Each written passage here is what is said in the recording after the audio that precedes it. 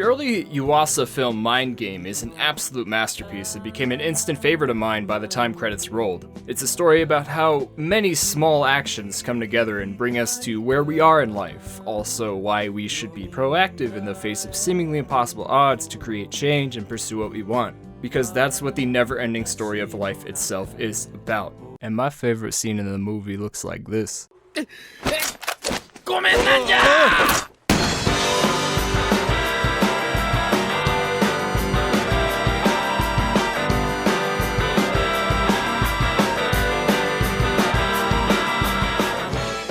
Mind Game is one of those experiences that seem tailored to me and others like me.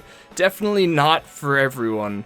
It's fucking weird and even ugly at points. The consistency and style is all over the place, and the tone is extremely silly, juxtaposing more serious subject matter.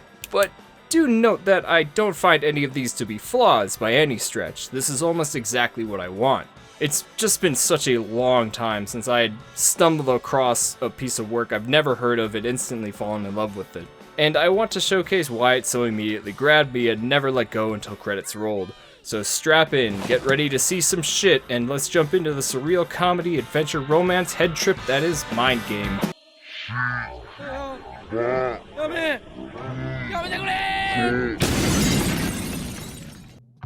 The plot of Mind Game is actually incredibly simple, but reading a synopsis won't really give one a good idea of what the film is like, nor will it come across as anything particularly interesting. Which is why I want to preface this segment with the promise that there's so much more happening than what may initially be apparent. Anyway, our main character Nishi is in love with Mion, and has been for a long time. However, Mion was never willing to accept Nishi romantically due to his hesitation to take risks and be proactive.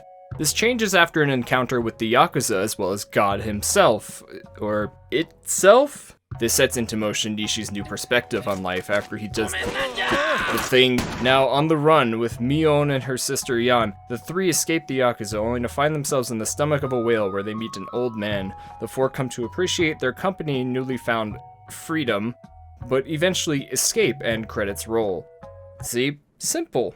Plot has always been the least interesting element of storytelling to me. That's not to say it's unimportant, it absolutely is important, but in analysis I find recounting events that happen in the literal sense to be incredibly uninteresting. I can appreciate a more complex plot that constantly keeps the viewer gripped, but I'm also totally fine with a simple story where not much happens on a moment-to-moment basis. There's a decent amount of downtime in Mind Game where the viewer is meant to take in the characters' experiences and understand them further. There's a lot of intimacy in these moments, and it provides much of the characterization, particularly with Yan, for example, who has little to no character until their time within the whale.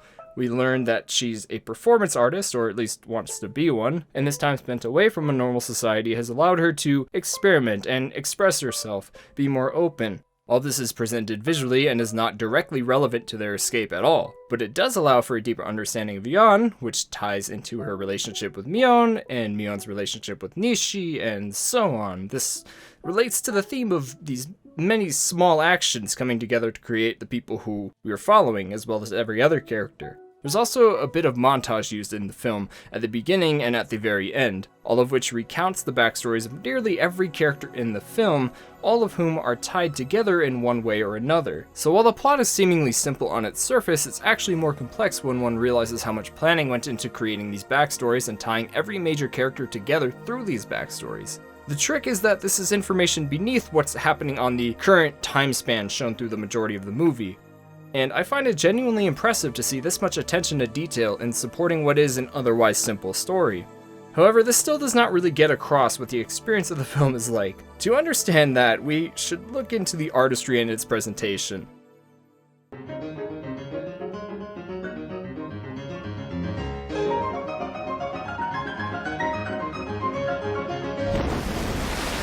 If you've watched anything else from Masaaki Yuasa, then you are no stranger to his distinct styles. It's typically pure insanity, simple expressive character designs and backgrounds with more of a focus on surrealism and distinct color palettes. Now, I'm not any sort of expert on the man by any stretch, so I just want to highlight Mind Game specifically. Though one may watch the film and bemoan its lack of aesthetic consistency, I appreciate that being somewhat sacrificed in favor of experimentation. Each segment of the film feels incredibly distinct and new from the last. I did question why things like the use of live-action face cutouts seemingly vanished from the film after a certain point. I kind of accept that to be part of the section it existed in as a way to define it. It's used in the first part of the movie, which takes place in the outside world and disappears after the three end up inside the whale. I'm going to guess the usage of this was to reinforce an idea of normalcy or realism. However, that's as far as I'm going to take my interpretation for now. What matters to me is that it's a style that defines that part of the movie, and the faces got a lot of laughs out of me. What can I say? I'm a simple man. I would have much preferred that than to not have it at all. And this is how I feel about every other stylistic choice in the movie. I love the usage of chaotic paint strokes and live action in the sex scene. I love the bright color palettes for specific moments. I love the crude usage of 3D showcasing Nishi's death. I love how frequently the color changes to fit the mood. I love the details in their living space in the whale, and I love how they're surrounded by complete darkness within the whale. And my god, this may be the coolest and most creative representation of God I've ever seen. 目がどないかなってもうた。わしの顔が定まらんのやろ。お前さんのイメージがコロコロ変わるさかいな。I'd also like to give credit to the editing. There's a lot of smooth and creative transitions that allow certain scenes to flow in a very natural way. Particularly in The Whale, transitions work in a way that makes the passage of time feel very vague, allowing for their development as a group to feel more natural in how it builds. Many of these scenes also double as a way to showcase where each character's minds wander off to and what they're feeling in the current moment.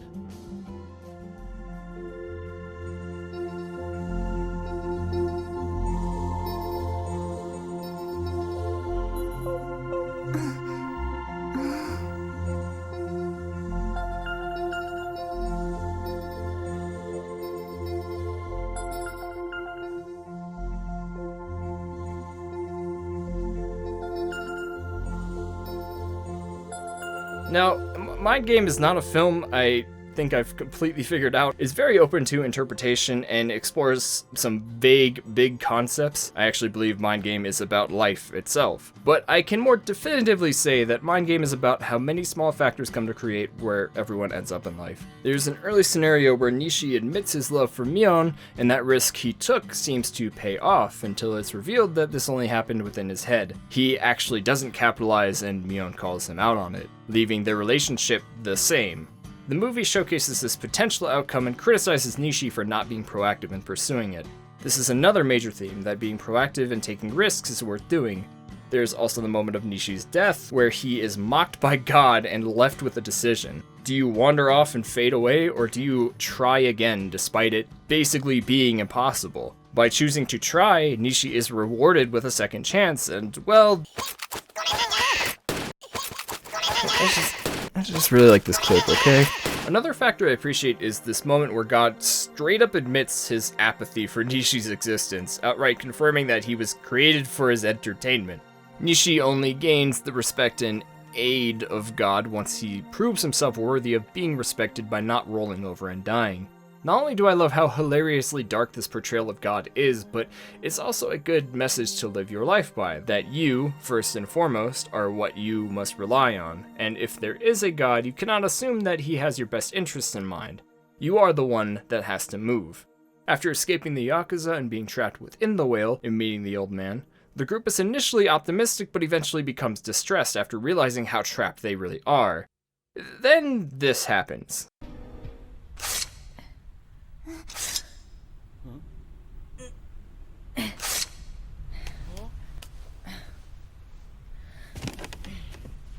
Huh.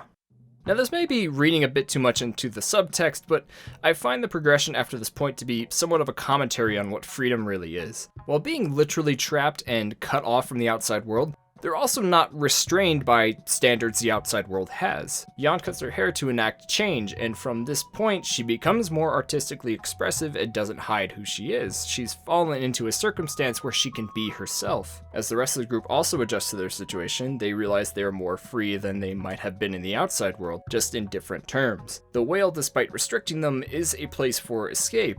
Yon doesn't hide who she is anymore. Nishi gets his chance with his childhood crush. Mion rediscovers her love for swimming. All of this eventually manifests in them realizing what they want out of life. However, they realize that what they want is beyond their current comfortable escape. This gives them reason to go back into the world as they find it's worth attempting, that being a part of the world, no matter where they fit into it, is important. No matter how difficult it may be, no matter how hopeless it may appear, it's worth being proactive even if it means confronting a harsh reality. Oh man, that really reminds me of another series that I think is pretty good. Have you guys heard of... Jesus Christ, shut the fuck up! You little bitch, stop talking about Gargo Go Show. Shut the fuck up, you little bitch. Alright, those are my takes, bro. Regardless of my need to fit a Gakugarashi reference into every video, this is the scenario that sets the climax into motion. 外にはいろんな世界があって、いっぱいいろんな人らが自分らの思い思いの時間を生きてて、信じられへんぐらいええやつとか悪いやつとか、自分と全く違ういろんな人間がごちゃまんとして世界を作っとんねや。成功するとかのたれ死ぬとかどっちが上とか下とかそんなんは問題じゃなくて、俺そん中にいたいんや。俺分かったんや。これも金も才能がなくても、かっこ悪くても惨めでも、俺は自分の手で足で考えて動いて自分の人生を手に入れたいんや。The four prepare one final attempt to make it out of the whale, and they have to continually face obstacle after obstacle, needing to think on their feet every single time. The smallest actions in their lives come to effect and aid in their escape. Think Nishi's ankle broke? Just kidding, his mother snuck milk into his food to make sure his bones would become strong and healthy. The charm on Yon's hip saves her, this charm being from the dog they found as kids. The old man saved by the creature he made friends with inside the whale. The old man being saved acts as a motivator for everyone to continue moving forward and pushes them harder.